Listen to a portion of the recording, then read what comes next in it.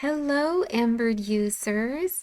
This video today is about how to take one of your projects that are a stitch file.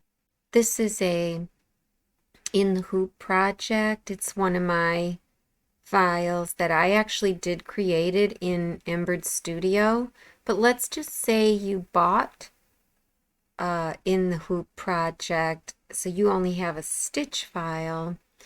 And let's say you want to put one of the Embird meshes in here instead of what the design came with. And I'm talking about the Embird mesh that's in Studio Next, because you get a lot more control and a lot cleaner result if you use Studio Next. And I'm going to concentrate on using the combination of the little fonts scattered all throughout, and then maybe a design, because that question has come up in the Embird groups. So anyways, so here's my object here. All my items are clumped into one.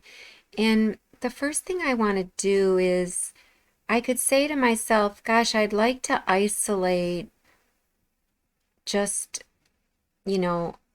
this rectangle here. Is there an object over here that just has this rectangle? Well, I see some of these stitches here and then this one here. There isn't anything that specifically addresses just this area. So what I'm going to do is I'm going to just create my own rectangle. If it were you, you could go here, right click on the color and say separate all colors. Whoops, I didn't click separate all. Click separate all colors. And you could go ahead and look for a specific rectangle. See this red one, it goes up too far. So the other thing you could do for this particular design is you can isolate this green design. So I can see clearly it's right there.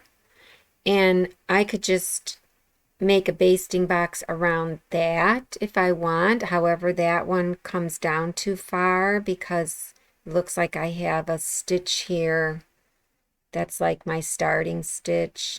I do that sometimes so that my machine catches a clean tie on. Let's see, here's my 16 stitches here. So, but I could start with that and then just edit my basting box. I mean, that's basically what we're going to do, is we're just going to make a basting box. So if you select something, like I'll select the green and then go to insert basting stitches, you'll get this screen, and the black is showing my hoop, the blue is showing how my basting box is going to look in accordance with the hoop.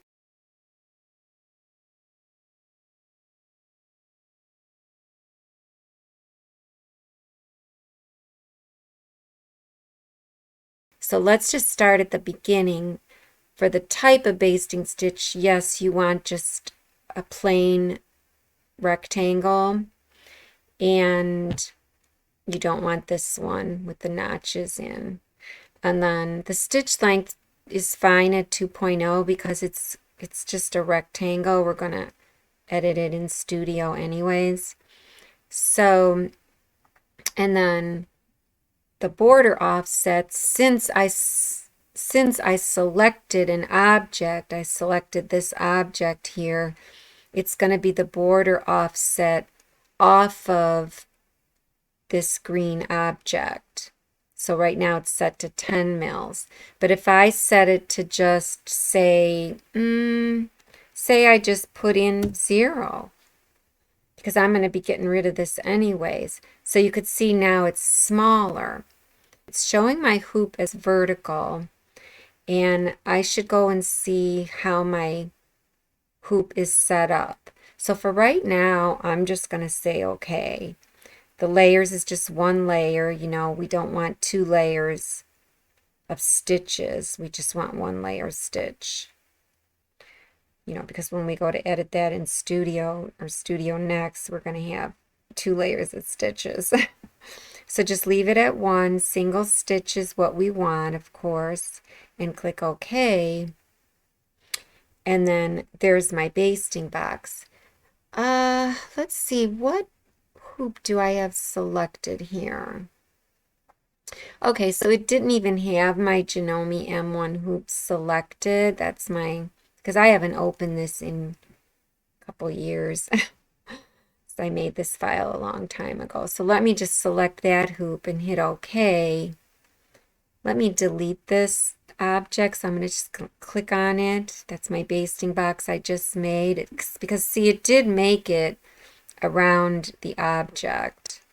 But let me just go ahead and delete it, the trash can, and let me do it again now that I have my correct hoop selected.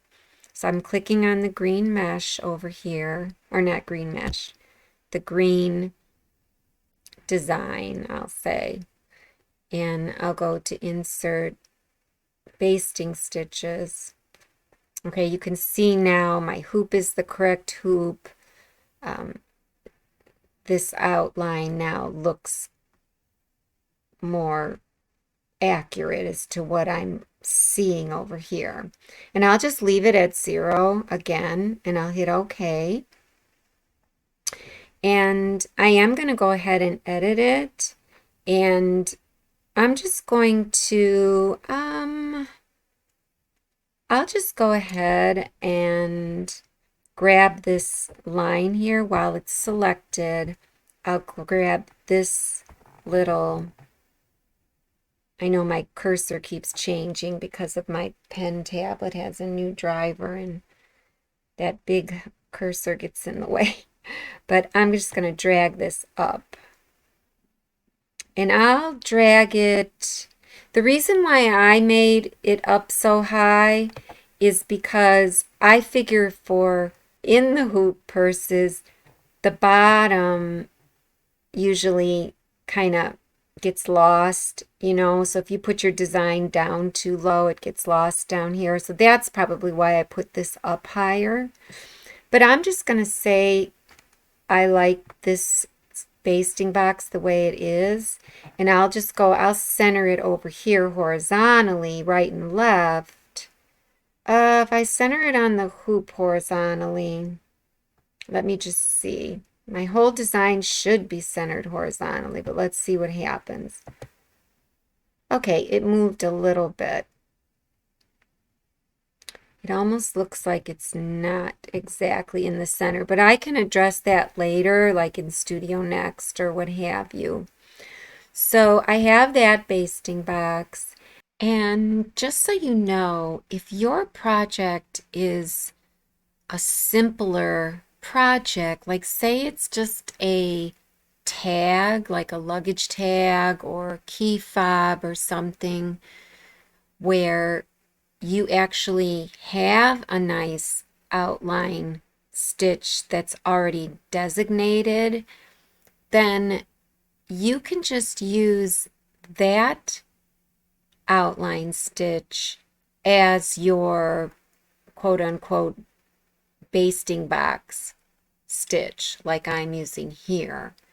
And I could pull up one of my luggage tags and show you what I mean, or one of my tab projects and show you what I mean.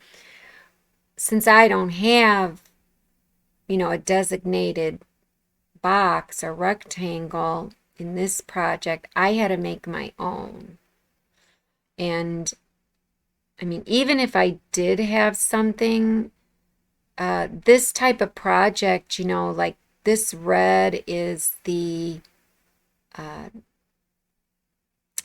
is like the seam allowance of the purse. And so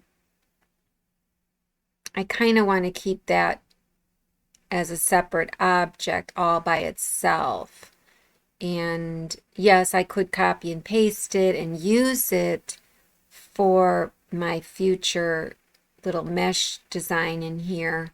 But then the outline of the mesh could possibly overlap a little bit and get entangled and not be perfectly on my seam allowance. But like I said, for a simpler project, a luggage tag or something, that's a different story. You could just use this outline stitch as your complete mesh object and your final stitch. And also, since this project involves a zipper, there's a zipper right here, you don't really want embroidery to go all the way up to where you are doing your zipper, because then, you know, with a zipper you usually top stitch around it and you make it really perfect, and you don't really want an embroidery design interfering with that. So that's the other reason why I just have to make my own little rectangle box, my basting box, for when I go into Studio Next, or even regular Studio, if you're doing this in regular Studio and just want to put something in. But at any rate, so I will, after this, I'll show it with a simple tag design. But for right now, I'll just stick with this project so that we don't get confused. So now that I have my basting box, I'm just going to turn it into an SVG file. And the reason why I'm going to do that is I'm going to do this in Studio Next. And because that's where the mesh is, in Studio Next. It's not in Studio Regular. And if you recall, in Studio Regular, if I were going to try to edit a stitch file, all I had to do was right-click on the object and say Edit Stitch File in Studio. And yes, I can still do that with this project. I can edit stitch file in Studio. Then once I'm in regular Studio, I could convert manual to connection, then convert connection to outline, then save that file as a regular EOF, and then open that EOF in Studio Next.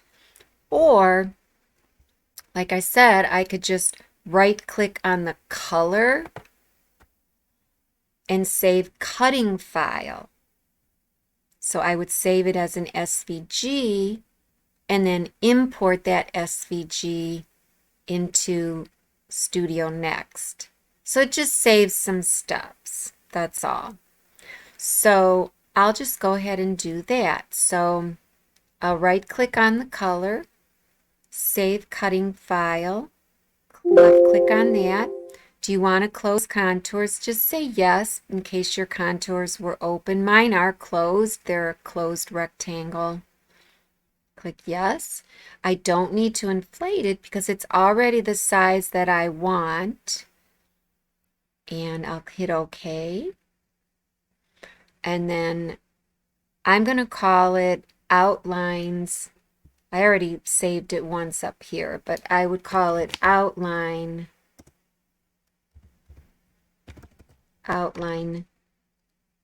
Mesh for M1 Purse. This one I had saved as with an S on it. Let me just delete that S. So now I'll just click on that. So Outline Mesh for M1 Purse. And click Save. It's an SVG. I had to click yes for replacing. So now I can go into Studio Next and just import this blue rectangle. So I'll go to Insert, Studio Next. So here we are in Studio Next, and I'll go to Design, Export Import, click, Import Vector File, click. And I already have mine opened up. If you don't have it showing up here, just click on your folders, documents. Mine is buried in all these folders. M1 purse, click here. These are all the folders that are in my M1 purse folder, these three. And here's my outline. So there it is there. I'll click open. And as you can see, it comes in as the same size. Now let's see, what was I in editor? I'm going to click on my taskbar to bring back editor. So in editor, I was in options mills. So I was in mills in editor. So just know now, since I came back to editor, anything I compile in Studio Next now, it won't compile. I have to reopen Studio Next. So I'll show you what I mean when we get there. But at any rate, so here's my rectangle. It's just an outline. So to use the mesh, I have to convert this outline to a fill, and then the fill to a mesh. So here it is, an outline, and I'm not even going to mess with the parameters down here. If I clicked on parameters, I'm not even going to mess with the cell, the length of the stitches and so on. Click done, because I'm going to convert this whole thing to a mesh anyways and change that. So I have my outline. I'm going to go convert, outline, create fill from outline. Now I have my fill, and I'll have that selected and go to convert, fill mesh out, fill mesh in sfumato, click fill to mesh. And so there's my mesh object, and I'll just make it a different color. I'll just drag that in, go back to the inspector tab, and now I can just go into my mesh parameters, click on params,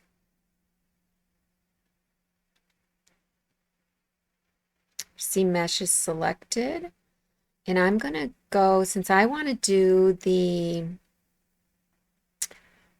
I don't want to do just the glyphs. I can, or I could do the plant. If I do just the glyphs, the glyphs are going to be connected here. If I do the plant, the glyphs are going to be attached onto a plant spaced out on this plant.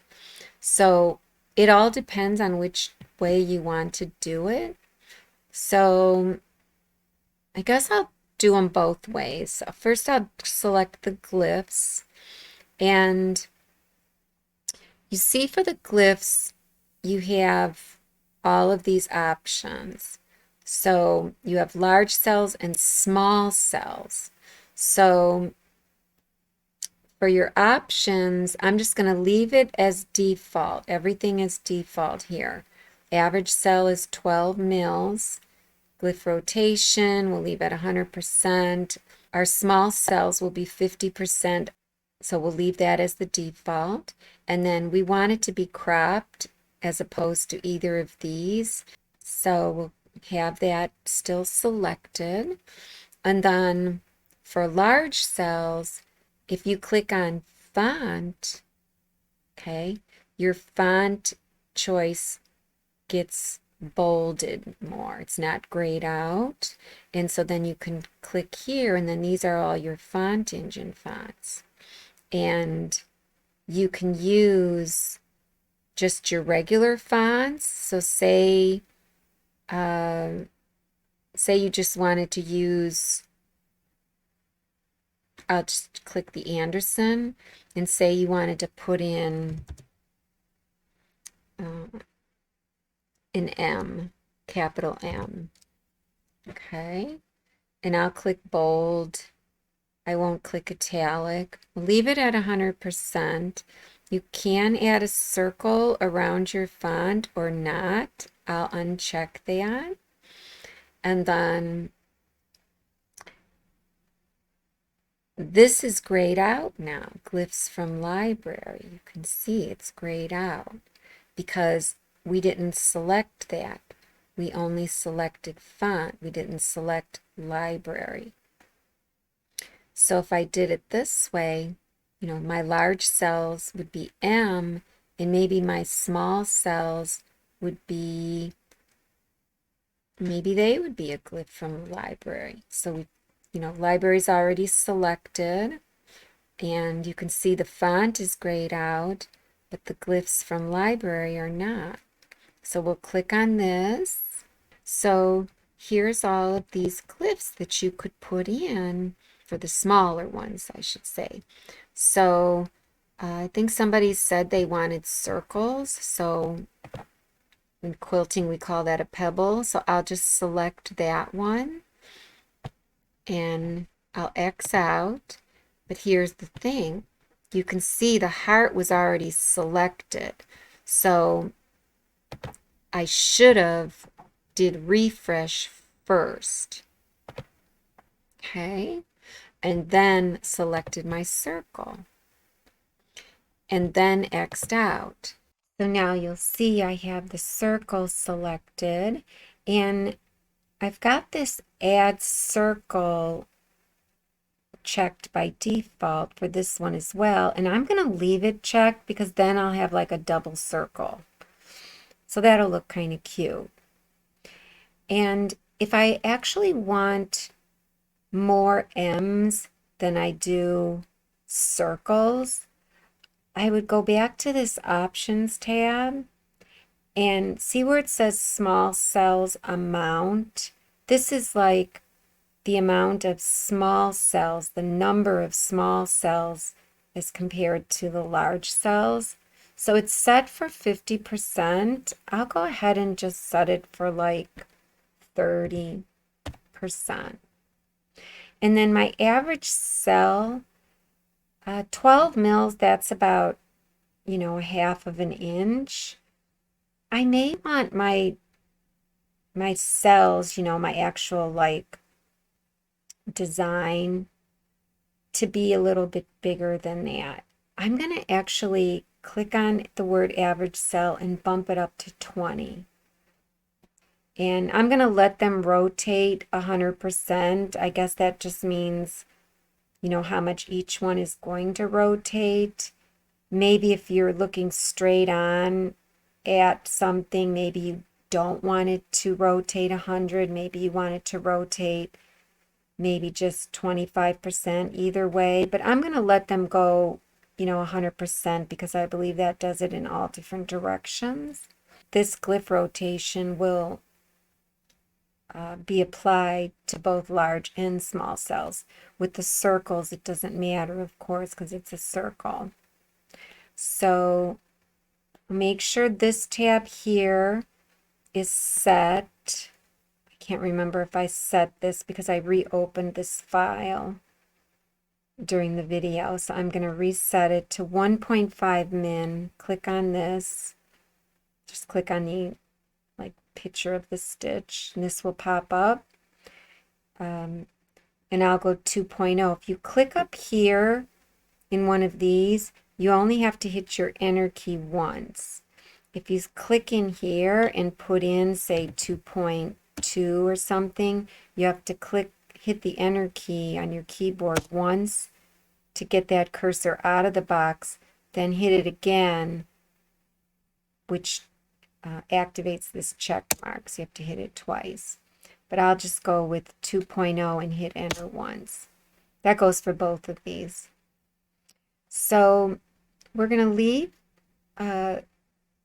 this entire window open by hitting apply. That leaves this open. I never hit generate stitches because it seems to take longer. That will close the window and generate.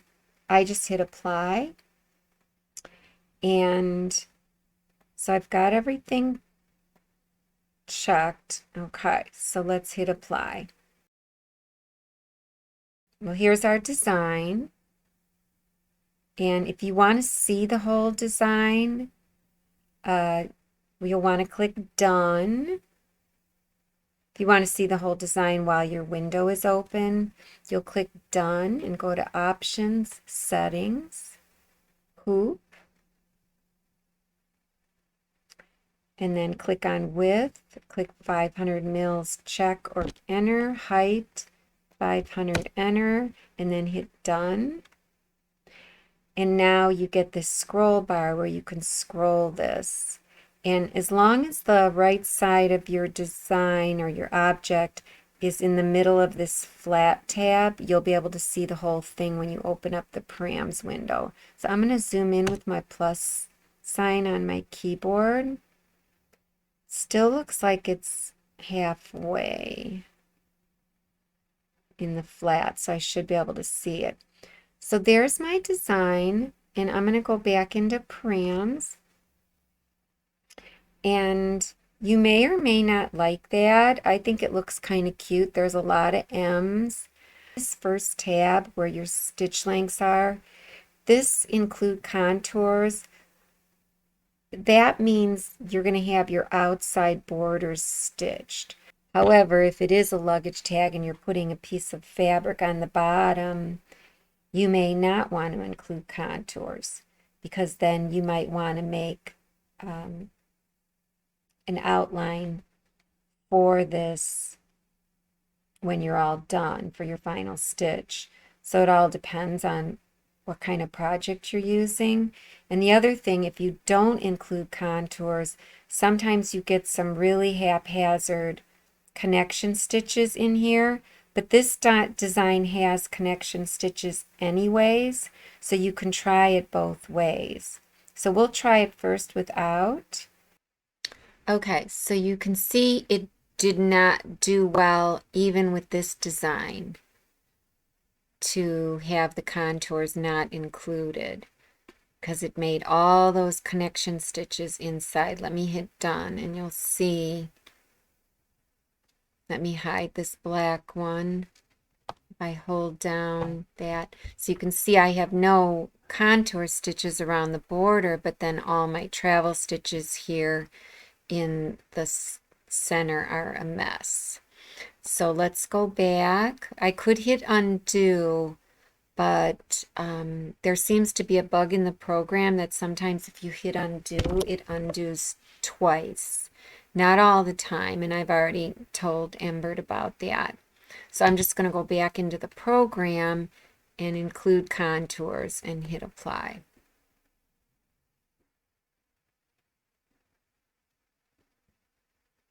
Okay, so we're back to this. So I'm going to have a border around the outside.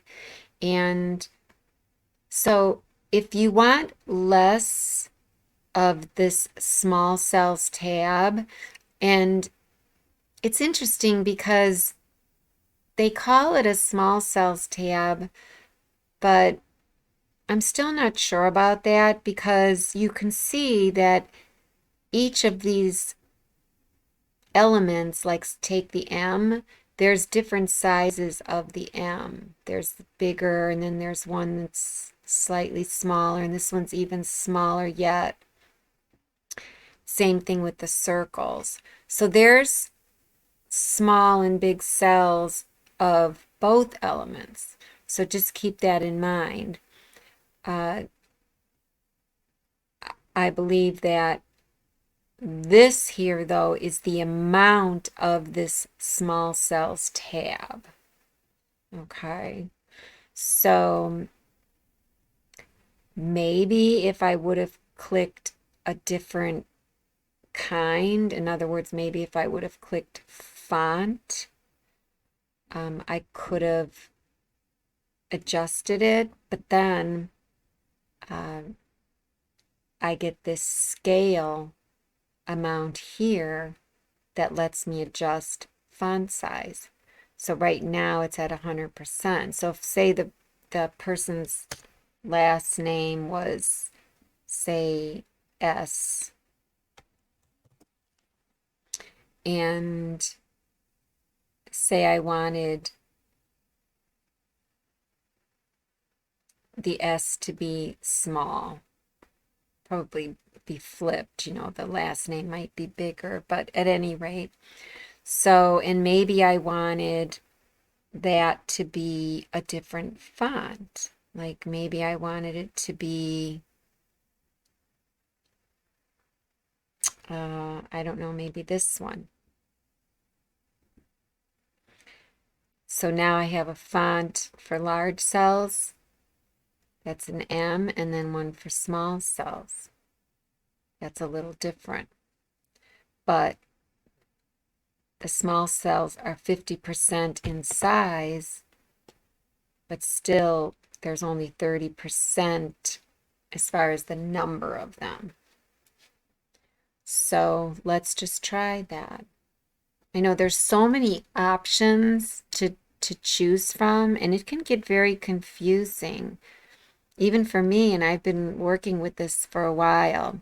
So there's my S's, and they have the circle around them. So that's kind of cute. But, you see how small they are because, I made them 50%, and I'll make them 100, back up to 100%. And it's not the cutest font. Let's see.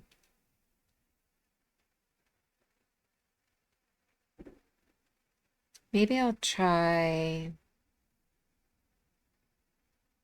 I use this to scroll because then it scrolls page by page. I'll just try this one. And I'll hit apply.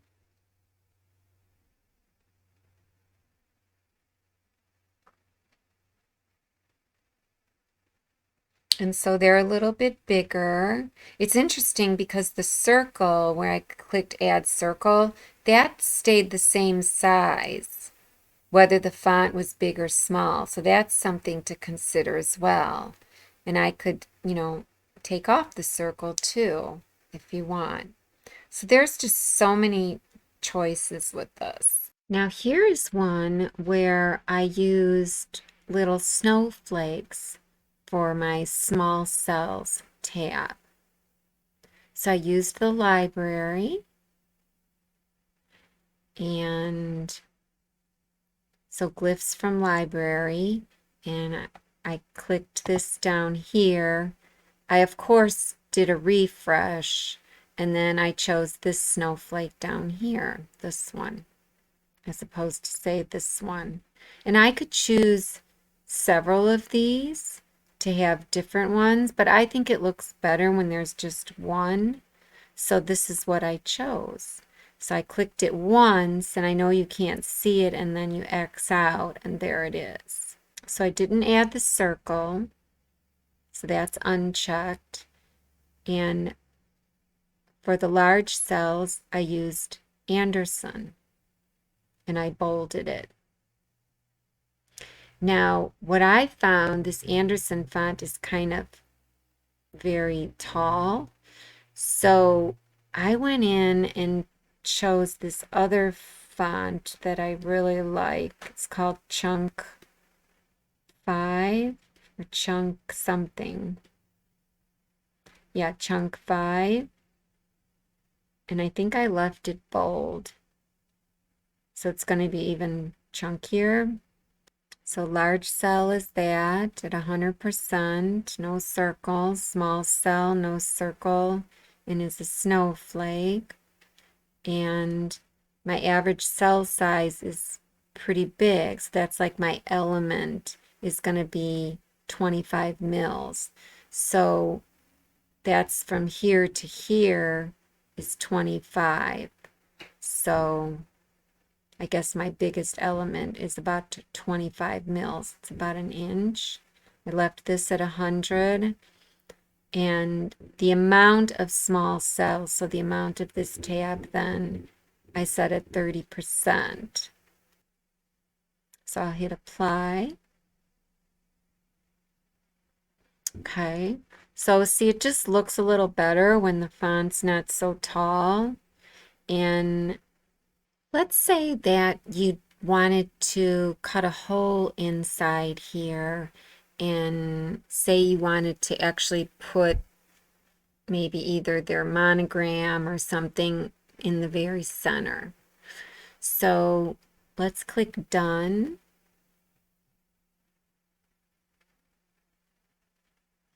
And then to cut a hole, this has to be a fill object. So we don't want to lose our parameters on the mesh, because if we convert fill mesh, mesh to fill, it's just going to convert this to a fill and we're going to lose all our parameters. So let's copy and paste, Control C, Control V, and then this one will turn to a fill.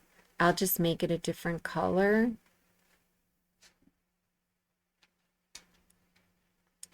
And now with it selected, I'll do convert fill mesh sfumato mesh to fill.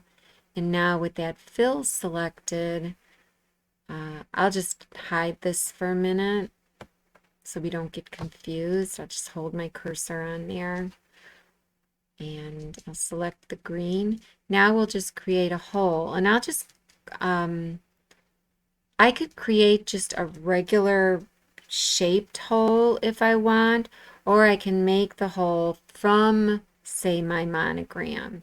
So I'll do it the easy way first. So I'll click on this hole icon and I'll give it a minute. Okay, and now I'll just click and I'll go to shape and I'll make it, say, a rounded rectangle, and I'll just go ahead and drag out a rectangle of any size. Okay, if I want that hole to be in the center of this, then I probably should have my entire design here, everything, all my objects in the center of the hoop, which means I have to bring them back. So I'll hold my cursor on all of them. I'll even select this outline because I may want to keep it for later, especially if I'm going to use it as like my final outline stitch to stitch out, say, the bottom of my project, if this were a snap tab or a luggage tag or something, but I just like to keep it. So anyways, I brought them all back and I'll hit Control A and then I'll do Control C. Now they're all in the center, and then I'll hit Control 1 to bring that into view. So now if I want to center my opening, I click on the object that has the opening, but then I click on the hole or opening, and now I hit Control Alt C for just that. So now that's in the center of the hoop, which means it's in the center of these objects because all of these objects are in the center of the hoop. So I'm good. So I'll just go ahead and hide this again so we don't get confused. I'll leave the outline showing. So now I have an opening, and I can go ahead and just put a monogram in there. So, and I could put a font mesh monogram in there if I want. So I'll just go to text. I'll go to my font engine text. But do know that I could have gone to an Embird alphabet as well. So I'll click on the work area. It's saying alphabet now because I was using an Embird alphabet, but as soon as I click into the work area, it'll change to the font engine text. So there we are, and I'll choose my font. And if you want to use font mesh, you kind of want a thick, chunky font. Now I already used chunk 5 for the outer area. I could use it again, or I could use a couple of my favorites. I have another thick one that I like. It's called Golden Life. I think I might have gotten it at DeFont. Golden Life here. And I'll put in some monogram of, say, K, whoops, capital K, K, M, S. And I'll scale it down to about maybe 20 high for right now, just to see. And so that's a nice font. The other one that I like that's kind of thick, there's several, but Pontiff Wide is kind of cute. That one's cute. I'll just go with that one. And it's actually not going to fit into here, but I could always change the size of this opening. So, and I could change my spacing here now between my characters. I could just hold the right mouse button and watch them get closer. You know, or I could go in and, you know, click on this and enter it. Say negative 1.5. Check. Okay. And I can move them also on my own. Like say if I wanted to move the S closer, I could do that. I could put them on a baseline if I want, but I'm not going to do that. So I'll just go with that for now. And up here, you see that I have all my connections activated. So that can always be changed later. And this is if you want an outline, and I have no outline because the font mesh will create its own contour. And here I chose the mesh fill as opposed to, say, you know, a regular column or fill font that we're used to using. I very rarely use center line. I always do my center lines after the fact if I were to use this. So that's another video. And so we're just going to choose the mesh fill and going from left to right and left alignment, and I'll just hit the check mark then. I can make this smaller and change it even better when after I hit the check mark, and then we'll just hit the check mark.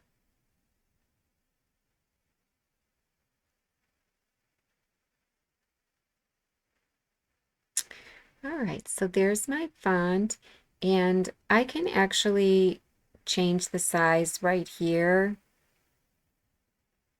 if I wanted to actually fit into this. I can do it that way. Now, I'm going to zoom out. I'm going to click on, say, this fill and hit Control 1. I really like that font. So I don't know if I want to make my opening larger or not. I guess I will. So I'll click on this green fill, because remember, I haven't converted it to a mesh yet. It's still a fill. And I have my mesh parameters up here. So I'll just click on this down here and just bring it out to where it's fitting my font. I have to click it again every time because, you know, it's an opening. So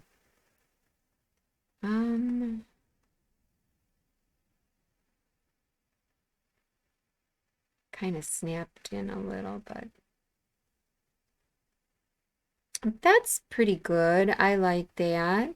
So, but now with it selected, the opening selected, I'm going to hold Control and Alt and hit C. Let me make sure that it went to the center. It does look like it did, but let me just take it and move it. I just want to make sure. So I'm clicking it and then hold Control, Alt, and C, and there it moved to the center. And then my KMS, I will hold Shift, and I'm just going to group it, right-click, group 1, and I'll hit Control, Alt, and then C.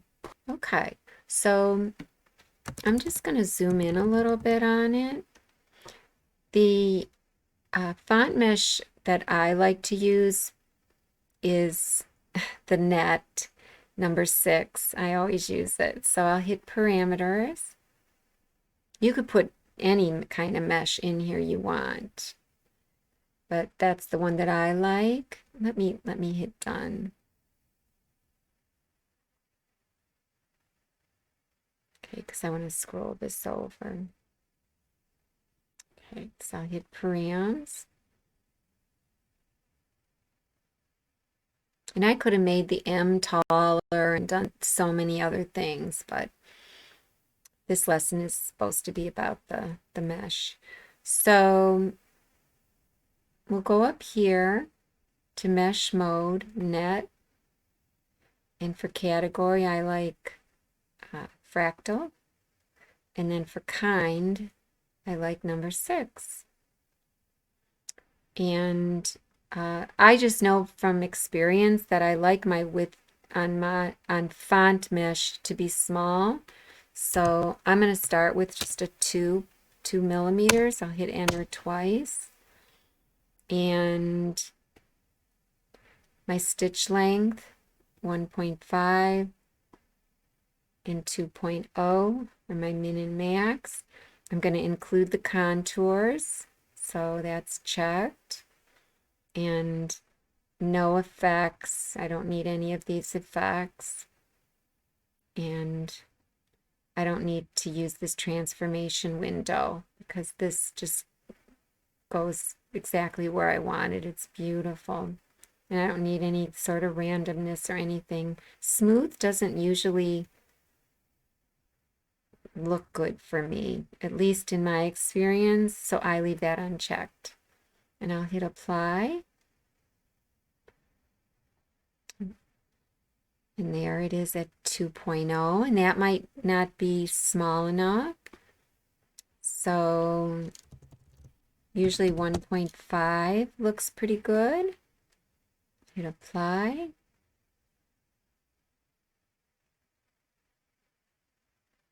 And there you go. That looks pretty. So I'll hit done. And then now that I have my opening and everything just where I want it, let's see. I guess, I don't know. I could make my font just a little bit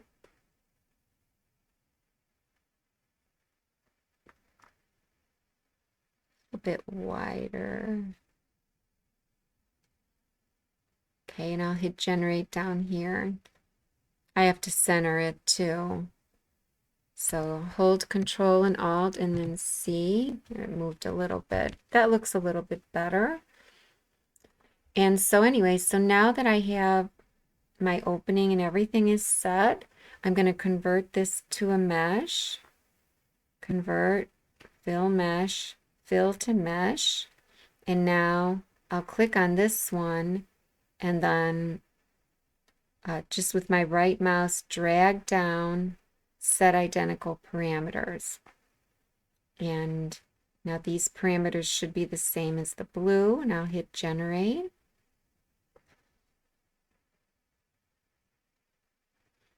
And there you go. And then I'll hit Control 1 to zoom out. One thing I did forget to show you is notice that when we created our font mesh, it automatically put the connection stitches in. So if I right click, group, ungroup, it put these connection stitches in. And if I zoom in, well, I'll just use my plus sign, you can see that there they are down here. So it put them down at the bottom. You could change those just like if you wanted to change a regular fill. You could take them completely out so that you would have no connections down here, and it would just be a tie on and a tie off on each letter.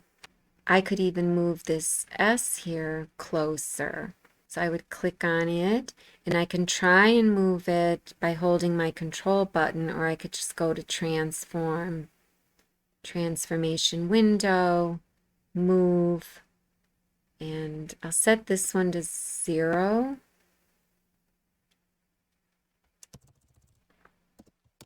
Hit enter twice. And then I'll set this one to just like a negative 0.1.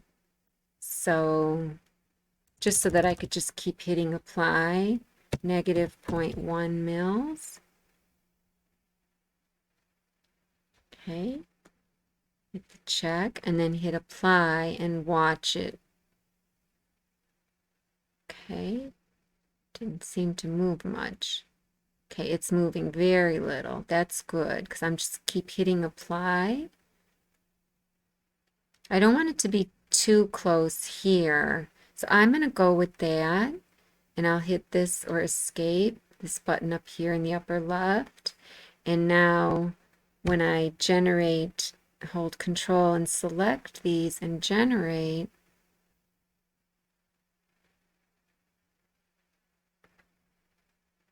okay, and let's just go ahead and zoom in.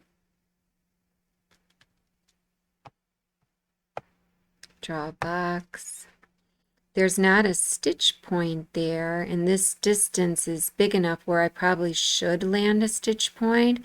But before I do that, since I moved the S, I should probably click on this green, hit Control 1 to zoom out, select this word, hold Shift, and hold Control and Alt together and C for centering. There, it moved a little bit. And I'm just going to hit the box or hit the magnifier and draw a box just down here. And I'll click on this now and I'll go to convert to editable stitches. That makes that a manual stitch. I could also, since it's only very short, I could just go to the params of this and try to make it really, really small. Let's try that first. I can actually make my maximum smaller than 1.7. So if I say just make it 1 mil and then hit apply and then watch it, and there you go, it landed the stitch point. So that way you don't have to worry about converting it to a manual stitch, because once it's a manual stitch, if you make changes, that manual stitch doesn't follow as a regular connection does. You know, regular connections will follow your object around, and it's very nice. So there you go. So let's click on the green and hit Control 1 just so we can zoom out. And so the green, if I hide this black, just hold my cursor on it. Now, since I'm in 3D, the black still shows. That's because it's not generated. When you're in 3D, you have to generate things if you want them hidden. So there, now I generated it and it's hidden. So you can see our green has our contour of stitching around the outside and also on this inside opening here. So I'm going to just go ahead and group this. Right click, group. I'm going to get rid of this one because we don't need it anymore. And this is our glyph with our monogram. And I'll just do Control S or Design Save again. And I think I'm ready to take it back into Editor. So we'll compile and put into Editor with this button here. Or I could have did Design Compile.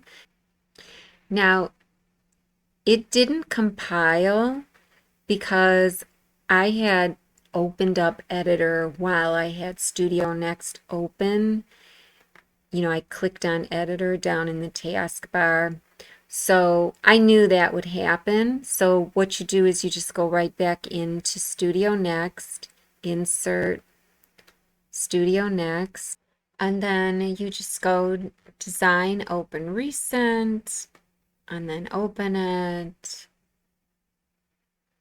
And there it is. And now we'll compile up here again.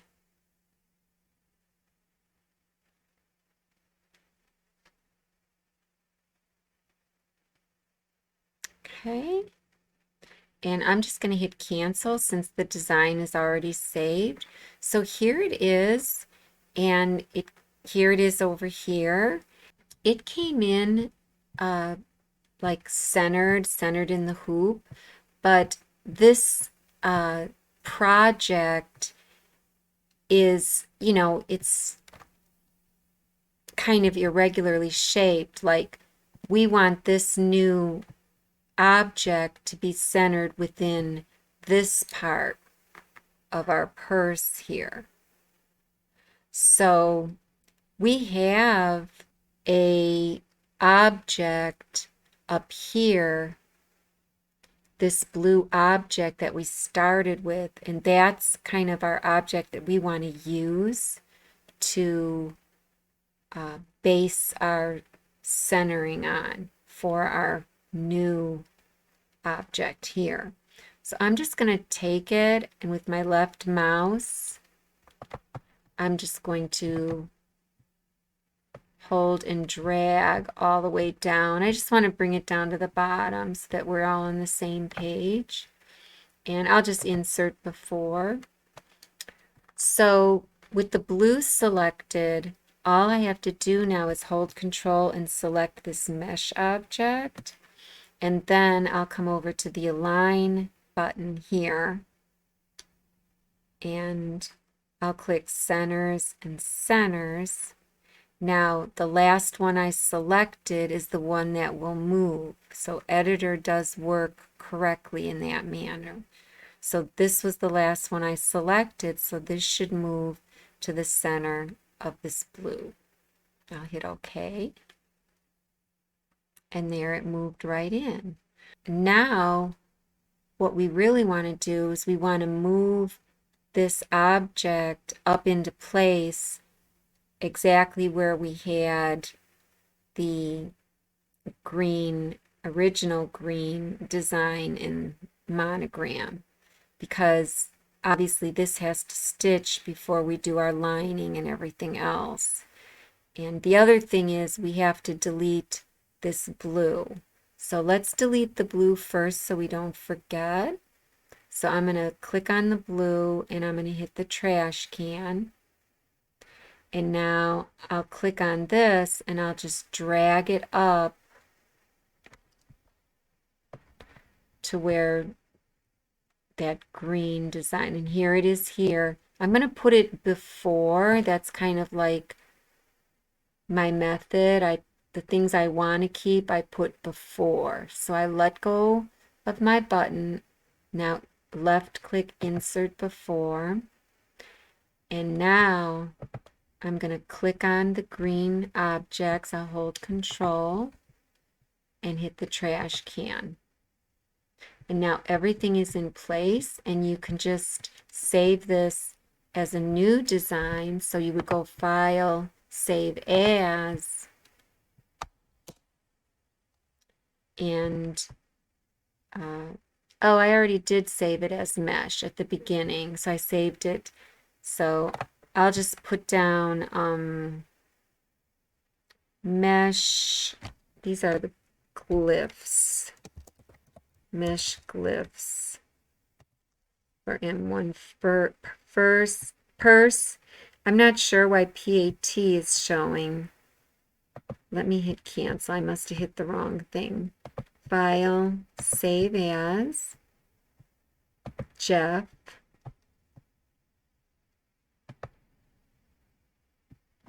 And I'll just hit Mesh Glyphs for M1 purse and hit Save. So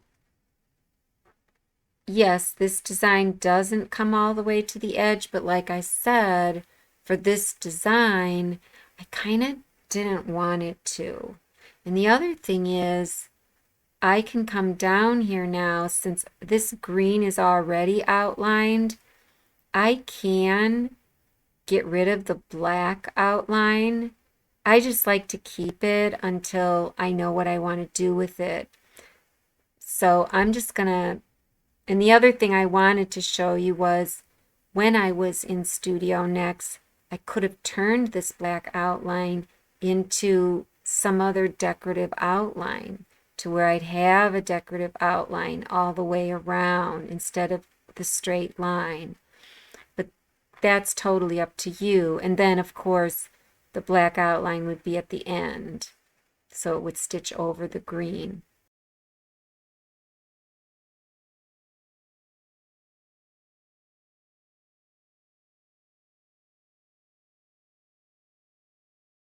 So now that this is saved and you're ready with this design, I'm going to show you an easy way to do the same type of process, but with something simpler, like say a luggage tag or something like that.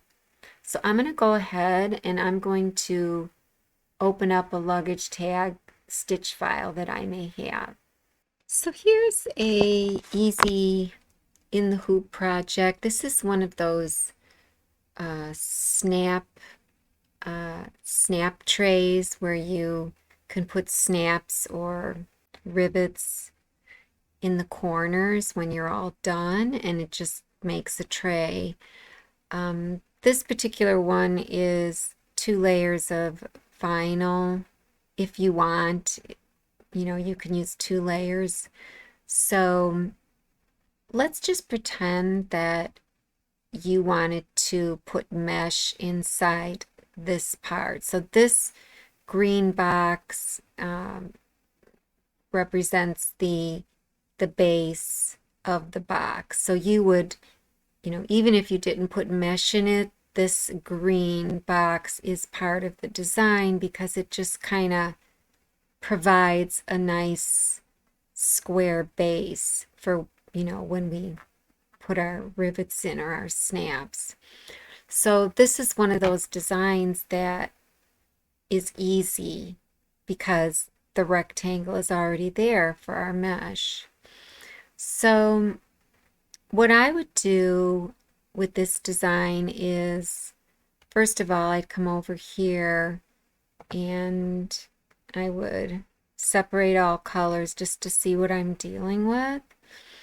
And I know this design because I made it, but I'm going to pretend like it's just a stitch file we bought. So this is basically the placement stitch on the stabilizer. And then this one is the exact same size, and it's basically tacking down your top piece of vinyl. You know, whatever your top layer of vinyl is going to be. And so that'll tack it down. And then this one would, like I said, you'd stitch this to tack down the base, and then you'd stitch the L in the flower.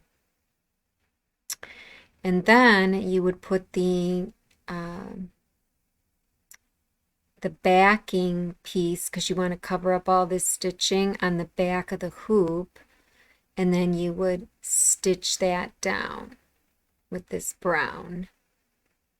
You know, you tape the back piece on the back of the hoop, back piece of vinyl or felt or whatever you're going to use on the back.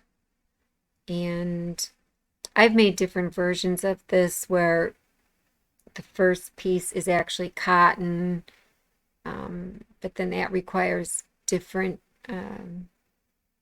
different procedure because usually I turn it inside out, so I have to have like 2 layers of stitching with the opening here to turn it inside out and so on, in which case I can't put these in. I could put them on the top piece, but not on the back. So, but this one's all vinyl, so it's done quite easy. So then this one would stitch on the back piece, and then once the back piece is stitched on, then you would stitch the little rivet placement little rivet placement circles. And then you take it out of the hoop, you tear away your stabilizer. You could use tear away or wash away, and you would trim it. And usually you can trim it just inside this outside line right here. So it's a nice guide. So it'll be like either an 1/8 of an inch or a heavy 1/8. That'll be showing beyond this stitch. I think this is 2 stitches. I think it has a backward path, so it goes over itself twice. And I could have made that decorative even, but at any rate, so for me, for this mesh design, I figured I'm not going to mesh the side walls of it. I'm just going to put mesh in here. And I may end up not even having a letter in here. I may just put the mesh in to keep this simple. We all know that we can create another hole inside here for the lettering and so on, but that's another video. So at any rate, what I would do is I would concentrate on this green box here, and here's the object over here. And again, I would just make an SVG file because we can import that in Studio Next or regular Studio. It's already an outline, so it's really easy. So I'll just right click on the color and save cutting file. Yes. Just like before, inflate, no. And snap tray template, I'll just say mesh snap tray template, but quite a long name here. Save. And then I'll go into Studio Next. So I can just leave this as it is, and we can see the size of it. It's 4.49. Now let me go into mils here. So it's 114 by 114, and it should import in the same size in Studio Next. So we'll do Insert, Studio Next. Okay, so then I'll do Design, Export, Import Vector File. And let me think where this is. It's in this folder.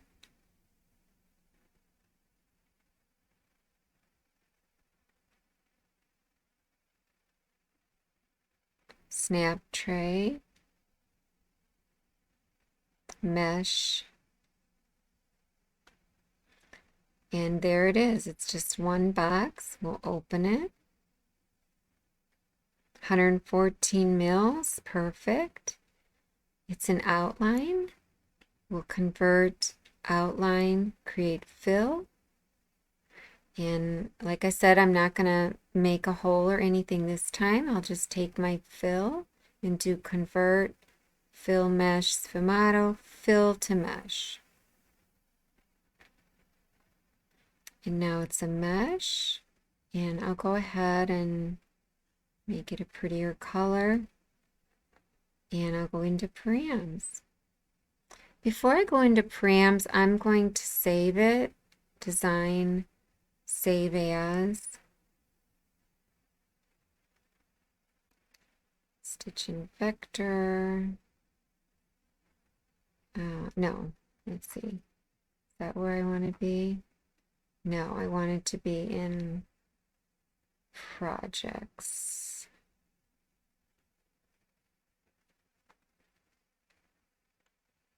Can't remember where that is.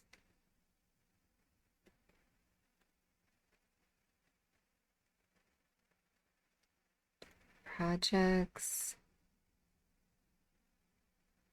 mine in the hoop, snap tray, and this one's all vinyl. There's no fabric, but in front of it I'll put the word mesh.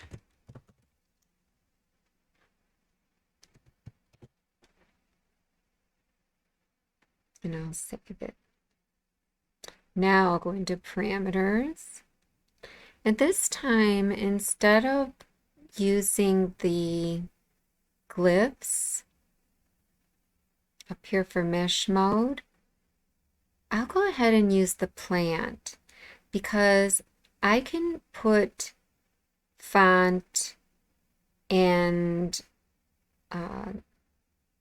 some glyphs, some library glyphs on the plant. I can also put them on the stippling, just so you know. So I'll do the plant first. In options, it has flowers and leaves.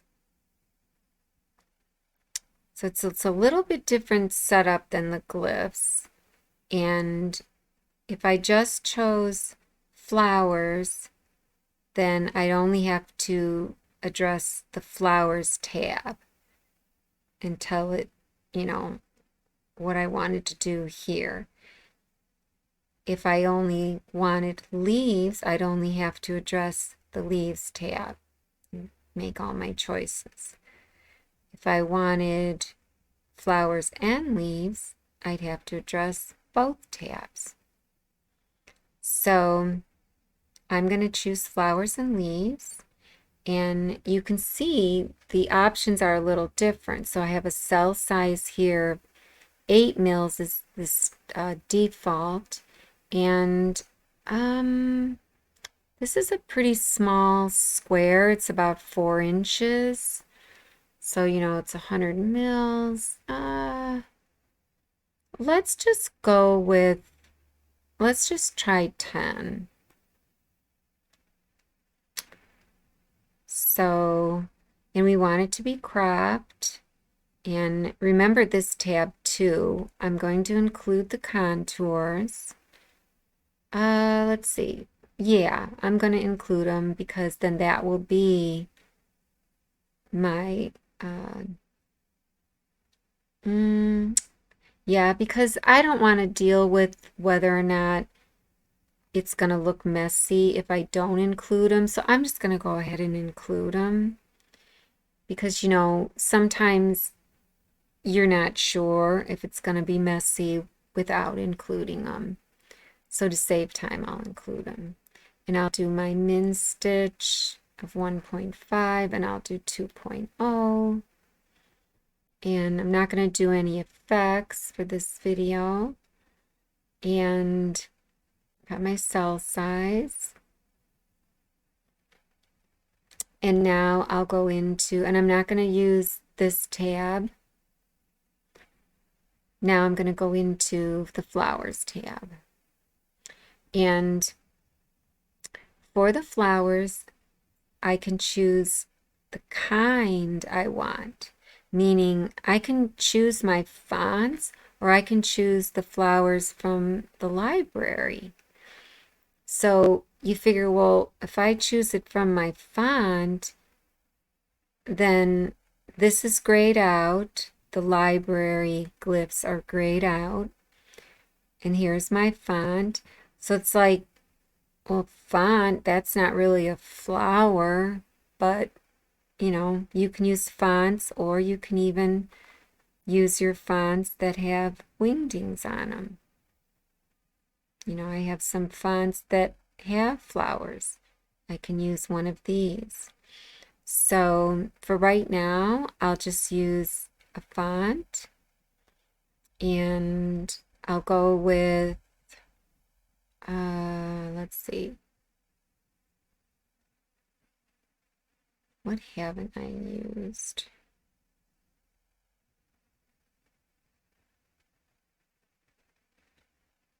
I want it to look somewhat interesting, but you don't want to get too wild because then they don't attach well. Like, I'd be curious to see what this one would look like because of the swirls and the curls.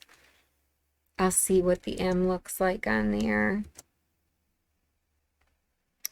And I guess I'll go ahead and make it bold just for the heck of it. I'll leave the scale at 100. I'm not going to do the italic. And then I'll go to leaves. And again, for the leaves, I can choose a font, or I can use one of Embird's gifts from their library. Now, their library is kind of simple. So the glyphs from their library, this one is in here by default. So I'll click on this arrow to get rid of this one. I refresh over here. And so these are their simple glyphs that you can use. When I do use this, I always use the double leaf right here. It looks cute. It looks really cute when it's on the plant. And that's really the only one I use. You could make yourself a pattern. Like I could have this one, and I could actually just leave it like that with just those two and then X out. But I usually don't. But I'll do it this time just so you could see. And actually, I know what I'm going to do. I'm going to refresh it. I use this one and this one because that does kind of look kind of nice together. And I could put this one in again, but I think it should be okay with just the two of them. And I'll X out. And so this is grayed out because I'm using the library and the scale is 100. And I'll go back to this main tab. So my cell size is 10, and then I'll just hit apply.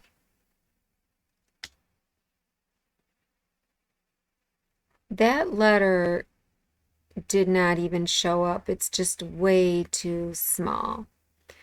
So I would have to go to at least 15 for that letter. Let's see. Remember, this is small. I should have used a different. I can kind of see it. I can kind of see it. So, but there isn't much going on with that. So I'm going to go and go back to my lettering, and I'm going to choose something not as fancy. This one is kind of neat. I'll just go with this one. And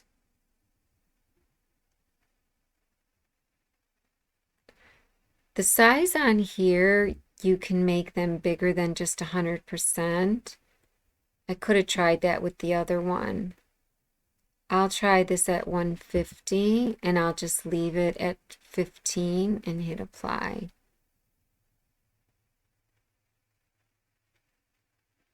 Okay, so the 150 though, look what it did. It kind of went into the other designs. So that's really not helpful. So let's go ahead and make it back to 100. And we'll click apply. Okay, so it's still kind of going into the leaves here. That's interesting that it's doing that. We got 100 there. We got 100 on the leaves. I mean, it's possible that I could make the leaves a little smaller, or maybe make my cell size like 12 and a half. Let's try that. Okay, now they're not hitting each other. So that's kind of cute.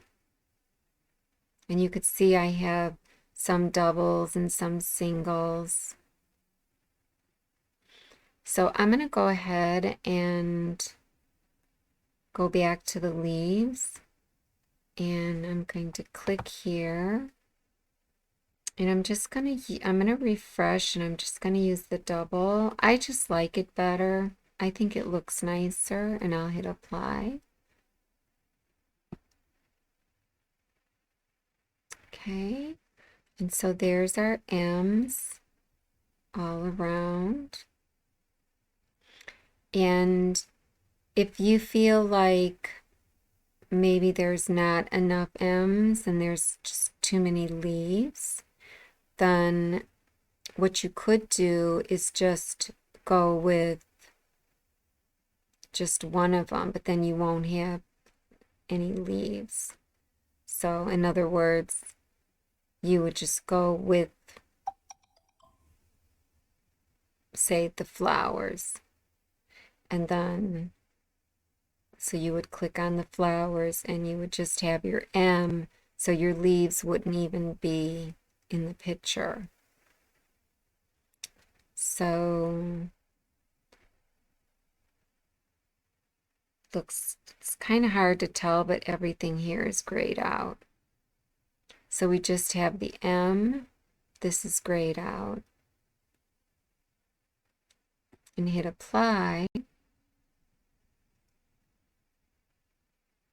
So now it's only the M's going on the little plant vines. I'm not crazy about that.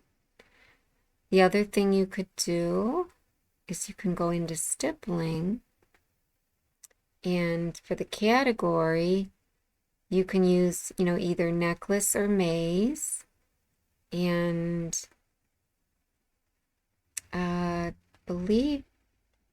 I'm sorry. The necklace is the one that allows you to use a font in a GIF. So I could use, I'll just go with a font Glyph here, and I'll click, let's see if I want to go 6. I don't want to go 6. I'm going to go, say, 10. I'll go 12.5. And the spacing is how far apart your letters are going to be. The default is 2. You can click this or not. If you want a random glyph order, because you may choose more than one alphabet here when we get to this tab. I'll just leave that unchecked. And let's just go with, I'm going to use that one that I did like, because at least I know I like it. It's the Pontiff Wide. And I'll use the M. And then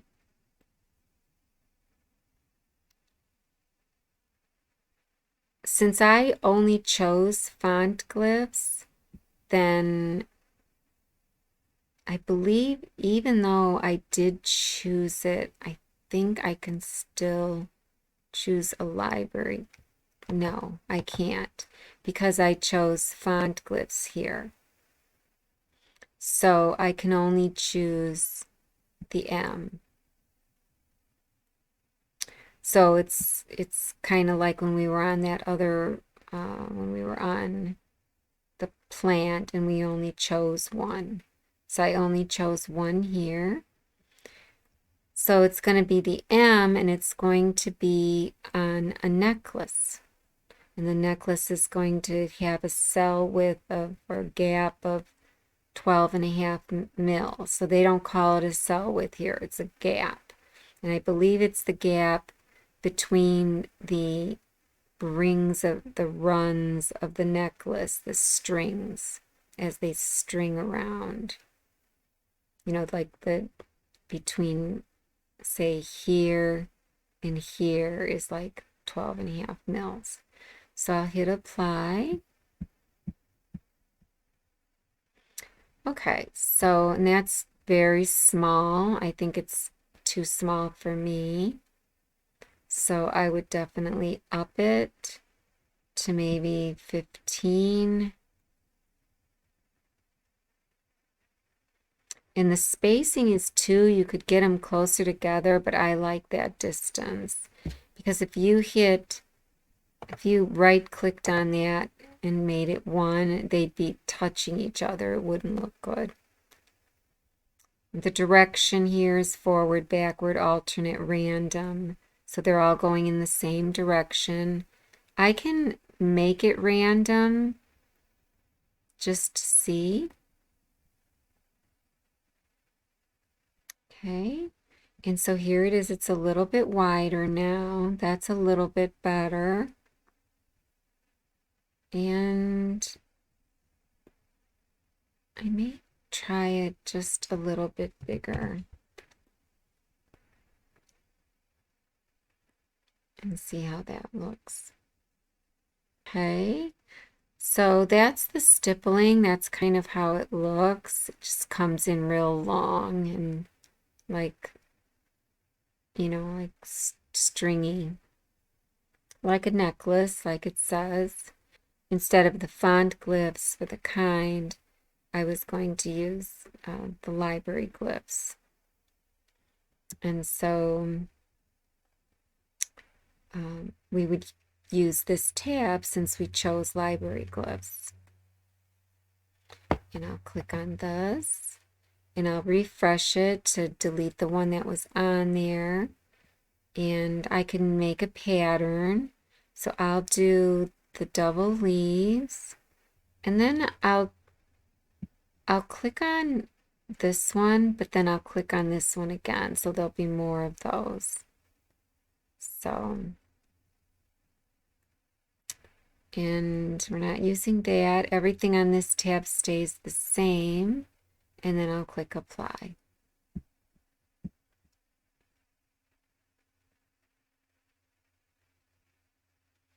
Okay, so there we have leaves and flowers. So there's no font or anything in this one.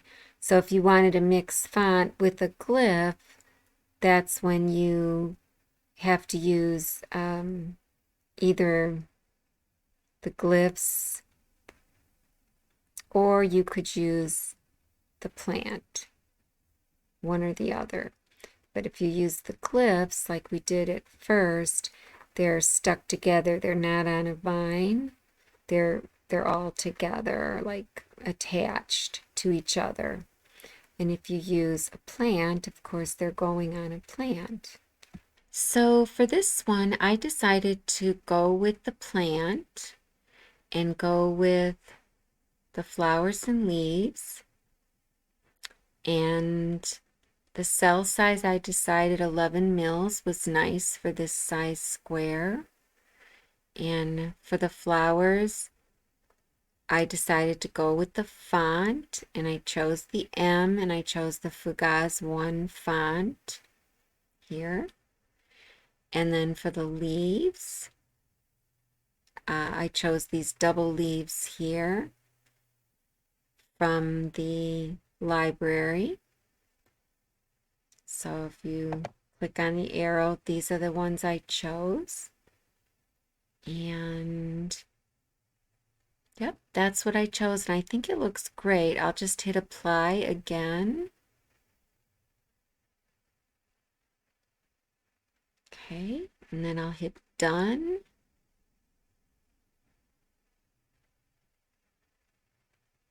And there you have it. And there's my outline that I always say I like to leave in just in case. And so this is my mesh. I'll just do Control S or Design Save. And I'll go ahead and compile and bring this back into Editor. So I'll just hit cancel since the design is already here. And I'll go ahead and just for the heck of it, I'm going to put this mesh behind my L in my flower. So I'll hold my left mouse and drag it up. And I'm just going to put it right before. Because to be honest, it's all outlined. You know, it's just little outline stitches. It will be fine behind this L and this flower. I don't even have to cut a hole for it. I could, but it looks kind of neat behind it. So I'll click out here. And so that's what it'll look like. And I can zoom in. And you can see how beautiful the stitches are. They're just perfect. Just perfect. I did forget to delete this black outline because I'm not going to really need it for this design. I could have kept it, but I don't see a need for it unless I made it, like I said, into a decorative stitch because, you know, and I already have this green one before it. So I'll have that green one and then plus this blue one. So technically I could delete the green one and the black one if I want. And I think I will. So go ahead and I'll just right click on the black and say delete color. And then for the green, I'll just hit the trash can. Oh, you can't hit it because I have the magnifier on. So I'll hit the select button, select the green, hit the trash can. So there. So now this is the only object that's providing this like base stitch, and that's fine. That's good enough because I don't have it going through to the bottom anyways. I guess I could have kept the black one and then stitched the black one all the way through, or I could have kept the green one and stitched the green one all the way through. In other words, say I kept this green one and instead of it being up here, I put it after. So I would drag it and I would put it after this tack down for the back lining, insert after, and so then this would stitch then right on top. And so then it would go through to the lining. So it depends on what kind of bottom you like. If you like your bottom to be smooth, then you wouldn't have this. If you wanted more structure, then yeah, go ahead and put it there. There's so many ways to make this design. So there you go. Well, I hope you enjoyed this. I certainly had a lot of fun with this video, and we'll see you next time.